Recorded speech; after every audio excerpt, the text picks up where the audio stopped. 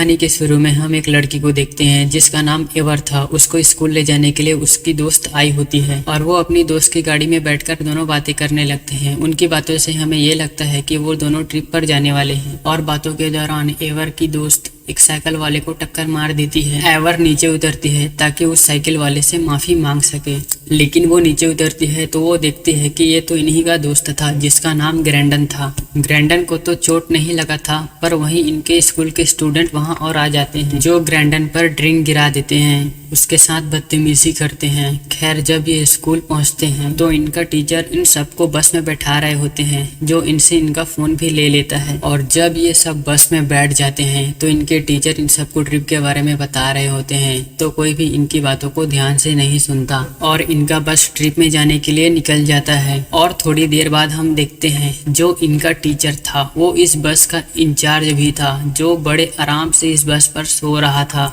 और जब उनके आंखें खुलता है तो वो देखते हैं कि बस गलत रास्ते पर जा रहा है और वो अपने ड्राइवर से पूछते हैं तो वो ड्राइवर बोलता है कि बस सही रास्ते पर जा रहा है और इसी बात पर वो शोर मचा देता है। और इनका टीचर भी बस ड्राइवर से झगड़ा करने लगे थे और तभी इनके बस के शीशे में कोई चीज टकरा जाता है और सारा शीशा खून से भर जाता है और कुछ भी नजर नहीं आता। और तभी बस ड्राइवर से नहीं संभालता है और जाकर एक पेड़ पर टकरा जाता है और इसी के कारण बहुत सारे स्टूडेंट जख्मी हो जाते हैं। और जब बस रुकता है तो उसके चारों तरफ पूरा धुआं ही धुआं हो गया था और अब बस में रेडियो चलने लगता है जिसमें बताया जाता है कि बाहर में एक केमिकल रेडिएशन का हमला हो गया है और सभी को अपना इलेक्ट्रिक डिवाइसेस पहनकर करीब वाला स्टेशन पहुंचना होगा। ये सब सुनकर सब लोग डर गए थे और टीचर कहते हैं कि तुम उस रेडियो को बंद करो। और बाहर में उन्हें एक आदमी नजर आता है जिसका हाथ पूरा खून से रंगा हुआ था और वो दिखने में बहुत डरावना लग रहा था। एवर और उसकी दोस्त बहुत ज्यादा डरी हुई थी और उस आदमी को अंदर लाना नहीं चाहती थी, मगर उनके टीचर को वो आदमी ऐसा लग रहा था कि उसको मदद की जरूरत है और वो उसे अंदर आने के लिए कहते हैं। जैसे ही टीचर बस का दरवाजा खोलता है तो वो उनसे पूछता है कि क्या बात है, तुम्हें क्या चाहिए। रैंडल और उसके दोस्त जो आगे वाले सीट पर बैठे थे वो बहुत डरे हुए थे, मगर जब वो आदमी अंदर आता है तो वो टीचर पर हमला कर देता है। सब स्टूडेंट डर कर बस के पीछे तरफ भाग गए थे। वो आदमी बस पर बैठे सभी स्टूडेंट पर हमला करना चाहता था। इधर ही एवर अपने एक दोस्त को बचाने की कोशिश कर रही थी, मगर वो आदमी उस लड़की को वापस बस के अंदर खींच लेता है। सभी स्टूडेंट्स जो बचकर भाग गए थे वो सभी जंगल में जाने लगते हैं। किसी को भी कुछ समझ नहीं आता कि वो कौन सी जगह पर फंस गए हैं और उनके साथ ऐसा क्यों हो रहा है। और कोई भी नहीं जानता था कि वो आदमी कौन था, वो ज़ॉम्बी था या इंसान था। और उनके दरमियान में एक स्टूडेंट बात करता है, जो खबर हमने रेडियो पर सुना था कि पूरे शहर में वायरस का हमला हो गया है, क्या ये खबर सच हो?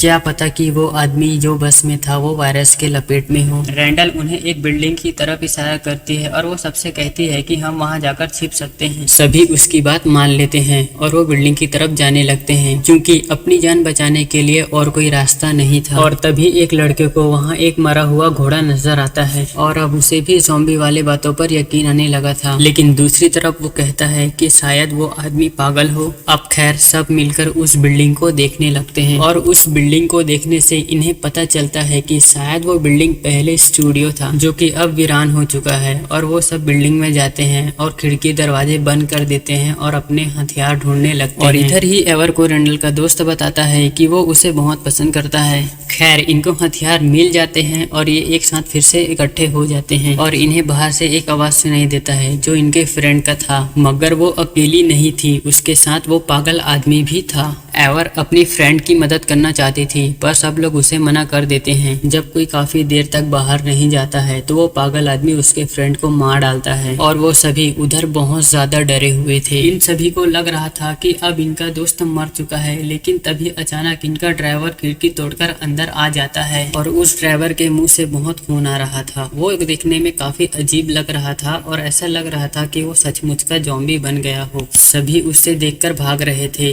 और वो बचते बचाते एक जगह पर जाकर छुप जाते हैं और तभी इनका दोस्त आता है जो भागकर बचते हुए इन तक पहुंच जाता है। वो आकर अपने दोस्तों को बताता है कि बाहर में कोई इन्फेक्टेड वायरस फैला हुआ है जिसकी वजह से सब लोग इन्फेक्टेड हो रहे हैं और वो जिससे बचते हुए यहाँ तक पहुंचा था वो सब उसके पीछे पीछे आ गए थे। ये सभी मिलकर उन ज़ॉम्बीज़ पर हमला कर देते हैं और एक छोटे से रास्ते से आगे भागने लगते हैं। इस बार इन्होंने उन सभी ज़ॉम्बीज़ को मार दिया था और वो अब एक छोटे से रास्ते से होते हुए एक कमरे में पहुंच गए थे। मगर जब ये एक कमरे में पहुंचते हैं तो जाते हुए देखते हैं कि उनका एक दोस्त ज़ॉम्बी बनने वाला था, जिसे वो छोड़कर वहीं पर चला गया। और वो लड़का वापस आकर बहुत रो रहा था क्योंकि उसे बहुत शर्मिंदगी हो रहा था क्योंकि उसने अपने बेस्ट फ्रेंड का साथ नहीं दिया। और उस लड़के से सभी पूछते हैं कि क्या तुम ठीक हो, तो वो लड़का अपने शरीर में ज़ॉम्बी के काटने का निशान दिखा रहा था और कहता है कि मैं ठीक हूँ, पर वो ठीक नहीं था। और इधर बस ड्राइवर आ जाता है जो उन पर दोबारा हमला कर देता है और इस बार रैंडम उसे तब तक मारता है जब तक वो मर न जाए। वो लड़का जिसे ज़ॉम्बी ने काट लिया था वो उन सब ज़ॉम्बीज़ को जलाना चाहता था, इसलिए वो ऊपर की तरफ जा रहा था। उस लड़के की मदद करने के लिए उसका फ्रेंड उसके पास जाता है, पर उस लड़के को बहुत बुरा लगता है। वो उसे वहां से जाने के लिए बोल रहा था, पर इतने में ही वहां पर बस ड्राइवर आ जाता है और उस लड़के को पकड़कर जमीन में कूद जाते हैं।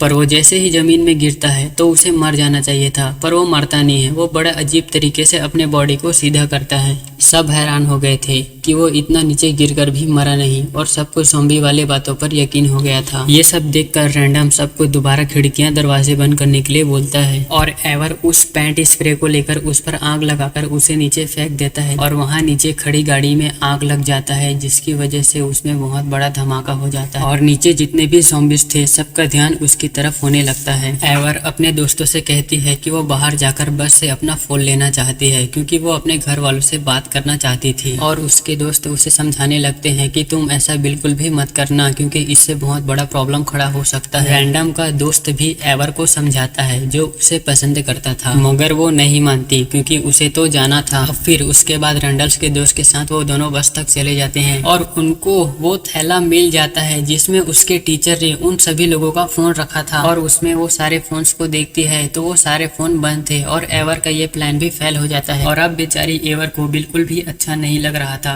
और वो सोचती है कि वो यहाँ पर आकर बहुत बड़ी बेवकूफ़ी कर गई है। पर रैंडल का दोस्त उससे कहता है कि मुझे तुम्हारी बात अच्छी लगी, तुम सबको बचाने के लिए इतना सब कुछ कर रहे हो। तभी एवर को रेडियो पर वो मैसेज सुनाई देता है जो उन्होंने सुबह सुना था। एवर रेडियो के पास जाती है और वो देखती है कि उस पर एक कैसेट लगा हुआ होता है, यानी कि वो समझ जाती है कि जो मैसेज उन्होंने सुबह सुना था वो असल नहीं था, वो एक रिकॉर्डेड मैसेज था। एवर को समझ आ जाती है कि इनको यहाँ पर किसी ने फंसाने की कोशिश की है। और तभी रैंडल का दोस्त एवर को पीछे से इंजेक्शन लगा देता है और कहता है सॉरी एवर, मुझे माफ कर दो। और वहाँ पीछे से रैंडल भी आ गया होता है और यहाँ से हमें पता चलता है कि ये सब कुछ रैंडल और उसके दोस्त ने किया था क्योंकि स्कूल में सभी दोस्त इनका मजाक बनाते थे, इनको बुरा भला कहते थे और इसी बात का बदला ये अपने सभी दोस्तों से लेना चाहते थे। उन्होंने अपने ट्रिप से पहले ये सारा कुछ प्लान किया था। वो एक ड्रग डीलर से मिले हुए थे और ये ड्रग डीलर कोई और आदमी नहीं बल्कि वही आदमी था जिसने टीचर पर हमला किया था। और इतना ही नहीं, अभी और सुनिए, ये बस ड्राइवर भी इनके साथ मिले हुए थे और यही वजह था कि वो बस ड्राइवर बस को गलत रास्ते ले जा रहा था। वो ड्रग डीलर ने ही इन सबको एक ज़ॉम्बी जूस के बारे में बताया था जिसको पीकर लोग अजीब से हो जाते हैं और उन्हें देखने पर ऐसा लगता है कि वो ज़ॉम्बी हैं। और ये ज़ॉम्बी जूस सभी स्टूडेंट पर इंजेक्शन पर डालकर लगा दिया गया था, जिनको देखकर ऐसा लग रहा था कि वो ज़ॉम्बी बन गए हैं। रैंडल और ड्रग डीलर दोनों मिलकर सभी लोगों को मारना चाहते थे, मगर रैंडल का दोस्त ऐसा नहीं चाहता था। वो कहता है कि हम ऐसा नहीं कर सकते हैं। और उधर रैंडल अपने सभी दोस्तों को ये कहकर आया था कि वो सब ज़ॉम्बी बन चुके हैं और अगर ये तुम्हें कुछ नुकसान पहुंचाते हैं तो तुम इन्हें मार देना। मगर अब एवर ने भी इनकी सारी बातें सुन ली थी, उसे होश आ गई थी, वो पूरी तरीके से बेहोश नहीं थी। रैंडल और उसके दोस्त जब बस से उतरते हैं तो एवर भी बस से रेंगते हुए उतर जाती है। जब वो रेंगते हुए जा रही थी तो वो ड्रग डीलर एवर को देख लेता है और इस बार ड्रग डीलर एवर को रोकता है तो एवर उसे मार ही देती है, पूरा मार ही देती है। रैंडल जब बिल्डिंग में जाता है तो उधर वो अपने बाकी दोस्तों से कहता है हमारे आधे दोस्त अब ज़ॉम्बी बन चुके हैं, इसीलिए ये लो हथियार कि वो तुम्हें जब भी दिखे तुम उन्हें मार देना। जिसके बाद हम देखते हैं कि एवर भी बिल्डिंग में आ चुकी होती है। वो रैंडम के दोस्तों को बहुत मारती है और उनके बाकी दोस्त जब उन पर हमला करने के लिए आती है तो वो बोलती है कि रुक जाओ और फिर वो उनको सारी बातें बताती है क्योंकि रैंडल के दोस्त ने भी उससे ड्रग का इंजेक्शन लगाया था और वो अपने दोस्तों को वो निशान भी दिखाती होती है। और फिर पीछे से रैंडम आता है जो कहता है कि एवर को मार दो, वो एक ज़ॉम्बी है। लेकिन वो उसे नहीं मारती, उल्टा उसी पर ही हमला कर देती है। और वो उसके बाद एक पेंटिंग को देखते हैं जिसमें रैंडल अपनी जीत का जश्न मना रहा था। एवर की दोस्त वहीं पास ही खड़ी थी और उसे सारा कुछ समझ आ जाता है कि वहाँ का सारा प्लान रैंडम का है। यहाँ पर इनके दरमियान में बहुत ही खतरनाक लड़ाई होती है। एवर वो ड्रग का इंजेक्शन रैंडम को लगा देती है। वो बेहोश होकर नीचे गिर गया था और फिर सब लोग उस ड्रग डीलर की लाश को पेड़ पर बांधकर बहुत मारते हैं। और फिर सभी अपना भड़ास निकाल रहे थे क्योंकि वो ऐसा ड्रग रैंडल और उसके दोस्तों को ना देता तो वो सब ठीक होते। मतलब सिर्फ बदला लेने के लिए उन्होंने इतना सब कुछ किया था। 5 घंटे बाद सारे लोगों पर ड्रग की नशा खत्म हो गया था। सभी दोबारा से अपनी बस की तरफ बढ़ते हैं। सब एक दूसरे के साथ ठीक हो गए थे और सभी दोस्त भी बन गए थे और टीचर भी जिंदा था, उनको भी होश आ गया था। कहानी के आखिरी में रैंडल और उसके दोस्त को दिखाया जाता है जो एक टीचर के सामने में बैठे थे। वो उनकी इन्वेस्टिगेशन कर रही थी कि उनकी वजह से इतना सब कुछ हुआ और सब स्टूडेंट मुसीबत में फंस गए थे। तो इस कहानी से हमें ये सीख मिलता है कि हमें किसी भी आदमी का मजाक नहीं बनाना चाहिए। तो इस मूवी का कहानी यहीं पर खत्म हो जाता है। सो आई होप गाइस कि ये कहानी आपको पसंद आई होगी। Thank you for watching.